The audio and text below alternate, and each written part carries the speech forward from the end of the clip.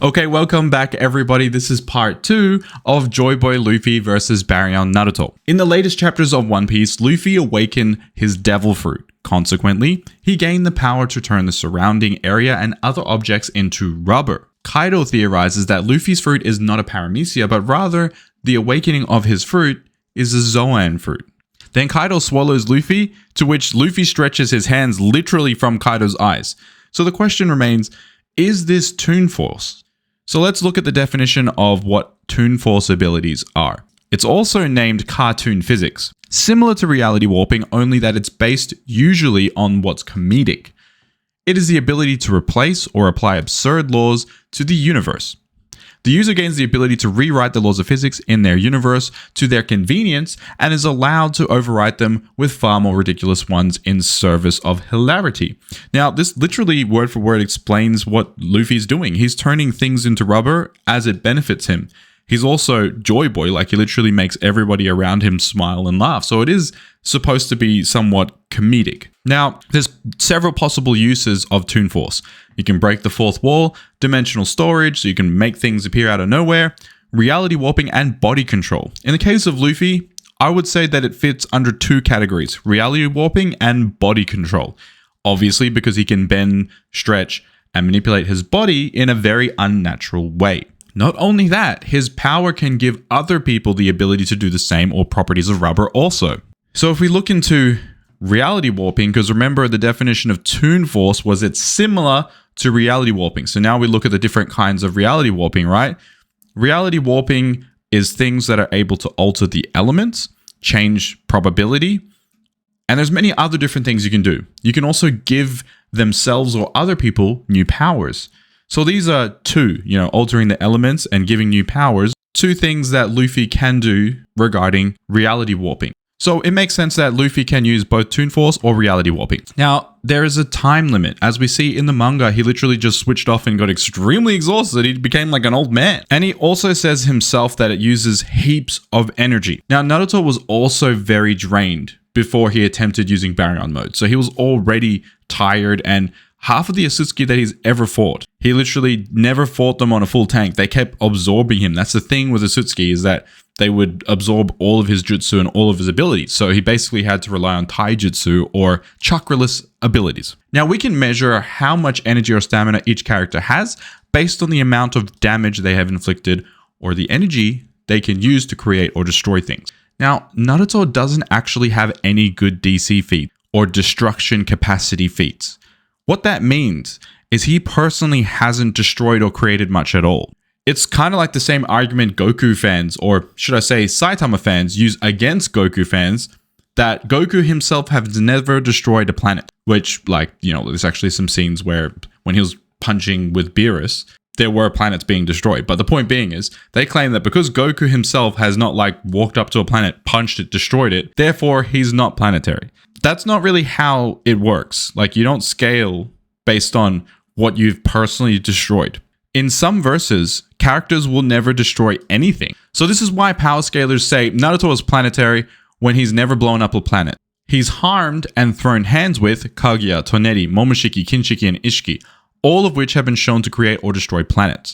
Now, there are many people who claim that these dimensions that the Asutsuki created are universes. Therefore, these space alien planet-eating, Galactus-type evil creatures known as the Asutsuki are universal or multiversal beings, putting them on an intergalactic space-traveling god-level tier.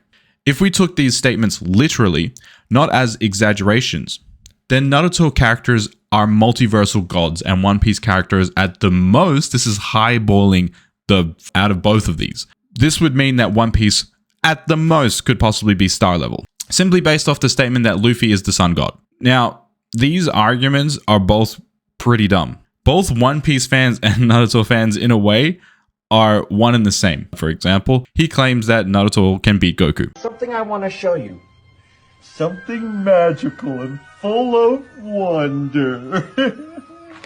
They're both just trying to compete with highly exaggerated statements as to who's stronger here. When look, let's be real. Luffy isn't star level. He's never destroyed a star, and nobody in his entire verse has done anything like unto it. Compare this to Kaguya. She created several dimensions. Each could possibly be universal in size. Some of these dimensions have night and day cycles. So it's possible even at a low ball that Kaguya made a star. If she made her dimensions, and in order for them to function like a regular solar system, they would at least need to have a star. And then she could have created the other planets in the solar system or her dimension so that it could function like a regular solar system. So at minimum, she's star level because she can create a solar system, but not all at once. I could have said she's solar system level, but that's assuming that she created all of the entire solar system at once, which was never seen. The best feat that we've seen for Kaguya is she attempted to turn the ninja world into another one of her dimensions, aka turn the shinobi world or a planet into her planet. So that's at least planetary. And if she created the star in her dimension, that would make her star level. Now, moving on, Momoshiki supposedly destroyed a star, and it stated that he made a parallel dimension. So if we have two Asutsuki here creating dimensions which have stars in them, surely this would mean that the Asutsuki are star level. So here we have two examples of star level beings in the verse, whereas One Piece has one, which has yet to be proven.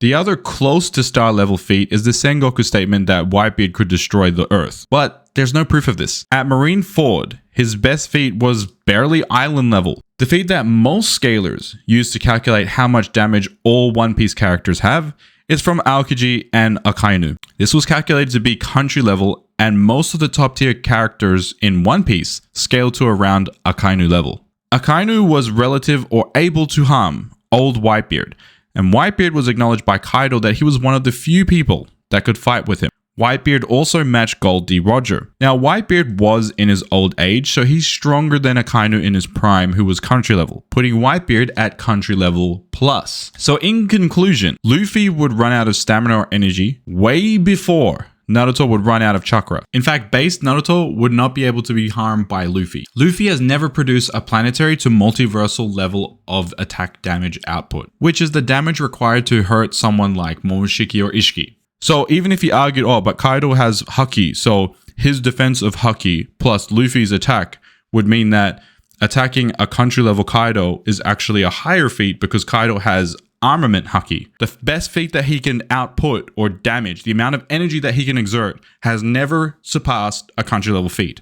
We have never seen any planetary feats. We've never seen any multi-continental feats from Kaido.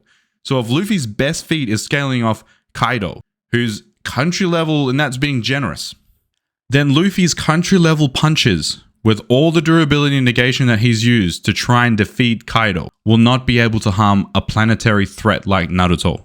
Naruto has tanked way worse. Literally beings that go around eating planets for fun attacks. That's what Naruto is dealing with. Kaido isn't eating planets. So if you think that the Asutsuki are on the same level as this dude, you haven't seen Naruto. It's as simple as... So that's how much energy they have, which is 10 to the power of 34. So in my opinion, Naruto takes the dub here. Oh, and for the record, if you call me biased, I lowballed Naruto's speed and highballed Luffy in order to get them this far in the first place.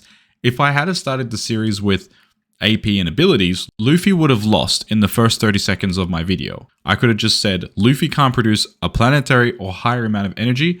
Naruto wins by default because Luffy can't harm Naruto. So as a quick summary, Luffy doesn't have enough damage output. Naruto's durability is far too high. He roughly has 10 to the power 34 joules of energy behind his attacks, meaning that's how much energy he uses to defend with also. Luffy, on the other hand, has at best produced enough energy to harm Kaido, which is 10 to the power of 23, or country level. So Luffy going all out will run out of energy, will lose Gear 5 and return to base form, becoming immobile and useless. Naruto will then proceed to one-shot Luffy, and the fight's over, Luffy having done no damage at all to Naruto. So that's my take on Naruto versus Luffy. You can let me know what you think in the comments. Peace!